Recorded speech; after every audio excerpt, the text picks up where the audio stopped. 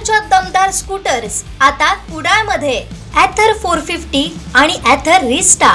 आजच भेट द्या Ather showroom, Mumbai Goa highway, Kudal, hotel spice कोकणच्या समोर. संपर्क 9730 10 64 77. देवगड तालुक्यातील कुणकेश्वर समुद्रकिनारी कथित अवैध वाळू उपशामुळे स्थानिक ग्रामस्थांमध्ये संतापाची लाट उसळली.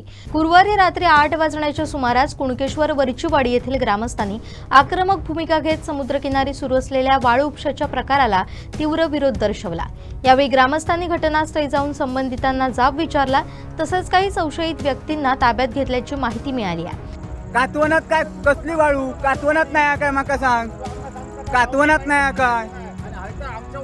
वाडीत हो, आमच्या वाडीची खय नेवची हो. तुमच्या कातवनात फक्त पाणी भरता, आमच्या थंय नाही भरत. आमचे कोपरे गेले 2-2 होत. मी काय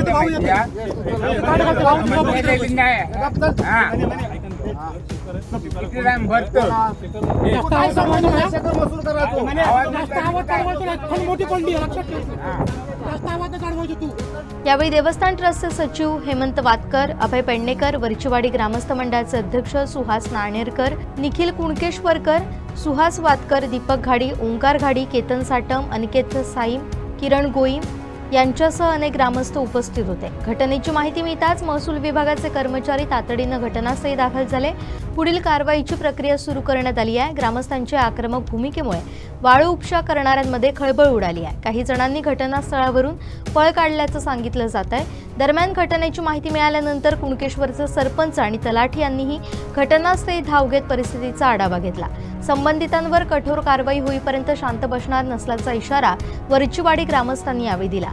तसेच ग्रामस्थांनी महसूल प्रशासनालाही थेट सवाल करत नाराजी व्यक्त केली आहे. श्री क्षेत्र कुणकेश्वर सारख्या पर्यटन स्थळी जर कथित अवैध वाळू उपसा सुरू होत असेल तर महसूल प्रशासन नेमकं करतंय काय, असा प्रश्न उपस्थित करत ग्रामस्थांनी अशा प्रकारांना तातडीनं आळा घालण्याची मागणी केली आहे. 7 वाजता गाडी 2 पकडलेल्या होत्या, एक फराळी झाला आणि तिथं तलाठी भाऊ हजर होते. भाऊ हजर असताना गाडी तिथून गेलेली आहे. गाडीचे फोटो आहेत, वाळू भरलेली आहेत, कामदार आहेत तिथे, मालक त्यांच्याबरोबर बोलतायत आणि गाडी घेऊन गेले. यांच्यावर जर रितसर कारवाई आज रात्री नाही झाली तर उद्या कुणकेश्वर गावातून सकाळी तहसीलदार कार्यालयावर मोर्चा येणार आहे. कायमची कारवाई होत नाही तोपर्यंत आता आम्ही गप्प बसणार नाही. कारण आता समुद्राचं पाणी आमच्या वाडीत भरणार आहे. पावसाच्या वेळी पाणी वाळू नेऊन पाण्याची लेवल केलेली आहे. त्याच्यावर कारवाई जर सरकार करत नसेल तर मग आम्हाला कायदा हातात घ्यावा लागेल. मी सुरेश गणपत मालक, कुणकेश्वर वरचीवाडी. आज या समुद्री किनारे 2 मॅक्स पकडले गेले वाळू भरताना. उद्या रंगे आहेत. या ठिकाणची परिस्थिती पाहता एक नैसर्गिक आपत्ती. जर उद्या समुद्राला उधाण आलं तर संपूर्ण दर्याचे पाणी आमच्या वाडीत घुसू शकतं.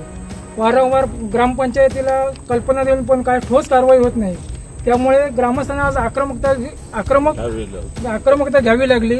आणि जर यांच्यावर कायदेशीर कठोर कारवाई झाली नाही तर याच्या पुढे जे परिणाम होतील याला पूर्णतः सरकार जबाबदार असेल. त्या ठिकाणी आज कितीतरी पर्यटक येतात जातात. त्या ठिकाणी जवळजवळ विहिरीसारखे खड्डे मारलेले आहेत आणि हे कायमस्वरूपी चालू आहे. आणि हे बेकायदा विक्री होते. हे वैयक्तिक पण वापरत नाही, विक्री होते बेकायदा. तरी याचा कुठेतरी विचार व्हावा. दुसरा विषय, या ठिकाणी जर कारवाई नाही झाली आणि जर उद्या ठिकाणी एखादं वाहन आम्हाला मिळालं तर त्या ठिकाणी जो काय प्रकार होईल त्याला सरकार जबाबदार असेल. सरपंच आहेत, आपण जाणून घेऊया. तामणकरजी काय सांगाल? नमस्कार. आज संध्याकाळी साधारण 7:15च्या दरम्याने माझा चांदेलवाडीचे ग्रामस्थ अभयजी पेडणेकर यांचा फोन आला की बाबा असं इथे आम्ही काही जण वाळूचा उपसा करतायत आणि ते अनधिकृतपणे गाडीत आपल्या भरून ते नेत आहेत तिथे. आणि असं तोपर्यंत तिथे गावातील जे जागृत ग्रामस्थ आहेत, एक 35-30 ग्रामस्थ, ते तिथे उपस्थित झाले होते आणि त्यांनी गाड्या तिथे थांबून ठेवलेल्या होत्या. त्यानंतर या कारवाईत 2 गाड्या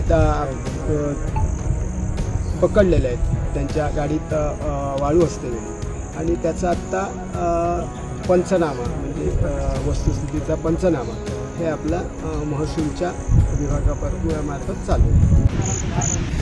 नमस्कार. कुणकेश्वर ही पवित्र तीर्थक्षेत्र आहे, पण या ठिकाणी आता तुम्ही बघितलात तर अवैध वाळू उत्खनन जोरदार चालू आहे. गेली कित्येक वर्ष आम्ही ग्रामस्थ या ठिकाणी जे आहे ते आवाज उठवतोय, पण प्रशासनाकडून कायम या ठिकाणी दुर्लक्ष होत आहे. ग्रामसभेतसुद्धा आम्ही ठराव केला. तिथले स्थानिक असतील किंवा जे आजूबाजूचे गावातले लोक आहेत जे प्रोफेशनल वाळू विकतात, इथून वाळू नेऊन ते आपल्या पर्पजसाठी लोकांना विकून ते पैसे कमवतात. यामुळे होतं आहे काय की इथे जवळच आमची वस्ती आहे. हा जो रोड महामार्ग जातोय त्याच्या पलीकडेच घरं आहेत. तर आज ना उद्या अशी परिस्थिती इथे उद्भवली. इथे आमच्या ह्या मच्छीमारांचे सुद्धा इथे घरं आहेत. तर त्या मच्छीमार पावसाळ्याच्या दिवसात मच्छीमारांच्या घरांना पाणी लागतं आहे, आणि जर या प्रकाराकडे दुर्लक्ष झालं अजून तर हेच पाणी बहुसंख्येची वस्ती आहे आमची वरचीवाडी म्हणून वस्ती आहे, तो इतर कुणकेश्वर गावातली घरं आहेत. या घरांना हे समुद्राचं पाणी डायरेक्ट भिडण्याचा धोका संभवतोय. त्या दृष्टीने आम्ही इथले स्थानिक जे आज संध्याकाळी जो हा प्रकार झाला त्या दृष्टीने आम्ही काय ठरवलं की यायला कुठेतरी लगाम बसायला पाहिजे, म्हणून इथे आलो. त्यावेळी अनायसे वाळू उपसा चालूच होता. गाड्या आम्ही पकडल्या. तलाठी भाऊंना सरपंचांना कॉल करून इथे बोलवलं. तर तलाठी भाऊंची सुद्धा कारवाईच्या वेळी दिरंगाई केली की त्यांच्या गाड्या जाग्यावरच जप्ती करायला पाहिजे होती. त्यांना सांगितलं की तुम्ही तहसीलदार कार्यालयात गाड्या घेऊन या, तिथे आम्ही तुमची कारवाई करू. मग आम्ही ग्रामस्थ तिकडे निघालो. तर त्यावेळी जे वाळू उत्खनन करून पळत होते, ज्यांच्या टेम्पोत किंवा वाहनात जी वाळू भरलेली होती प्रत्यक्ष, ती ते मालक गाडी घेऊन जे पळाले त्यांनी वाळू उपसून टाकली आणि सगळे नामानिराळे झाले. याच्यात मुळात काय आहे माहिती आहे, प्रशासनाने इतके CCTV बसवलेले आहेत तीर्थक्षेत्र असल्यामुळे सगळ्या गोष्टीत, आणि इथूनच महामार्ग जातो किंवा इथूनच लोकांची रहदारी असते. पोलीस प्रशासन म्हणा इतर लोकसुद्धा इथून कंटिन्यू जात असतात. तरीसुद्धा ही परिस्थिती जर अशी असेल तर ग्रामस्थांसमोर काय ऑप्शनच राहत नाही.